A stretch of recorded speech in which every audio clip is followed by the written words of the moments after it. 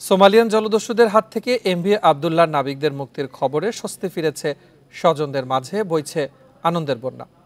অক্ষত অবস্থায় সব নাবিক মুক্ত হওয়ায় সরকারের প্রতি কৃতজ্ঞতা জানিয়েছেন তারা।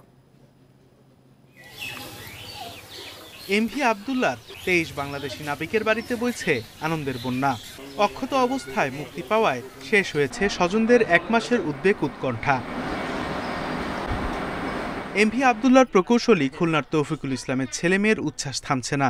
আর মা দিল আফরোজার ঈদ আনন্দ যেন শুরু হলো আজ থেকে। রোববার ভোর 4টায় তারা নাবিকদের মুক্তির খবর পান। সে সারা পাইছে, এইটাই তো আমাদের শুকরিয়া। আমাদের আজকে এলো ঈদ, খবর পাওয়ার পরে আমাদের ঈদ। আমরা 31 দিন যে কীভাবে ছিলাম সেটা বলার ভাষা নেই।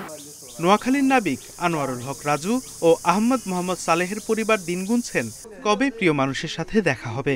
আমি খুবই আনন্দিত হয়েছি। আমি গত 1 মাস যাবৎ যে হতাশা টেনশনের মধ্যে দিন কাটাচ্ছিলাম, সেটা ইনশাল্লাহ দূরীভূত হয়ে গেছে।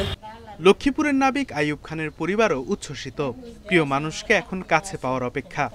আমরা আল্লাহর দরবারে কোটি কোটি শুকরিয়া আদায় করি যে আমাদের সন্তান, লক্ষ্মীপুরের সন্তান আমাদের মাঝে ফিরে আসবে।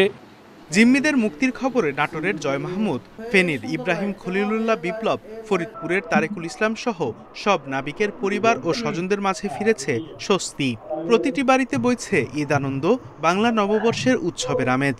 আমার ভাগ্নে মুক্তি পাচ্ছে, এই খুশিতে আমরা অন্যরকম বলা যাবে না এটা ভাষায় যে আমরা কতটা খুশি। সরকারকে অবশ্যই আন্তরিক ধন্যবাদ, কোম্পানিকে অবশ্যই ধন্যবাদ। ওনাদের জন্য আসলে আমাদের দোয়া করা ছাড়া আর কিছুই নেই। প্রিয়জনের মুক্তির খবরে সরকার, জাহাজ মালিক পক্ষসহ দেশবাসীর প্রতি কৃতজ্ঞতা জানিয়েছেন নাবিকদের স্বজনরা। Sadequr Rahman Siddiqui, independent news.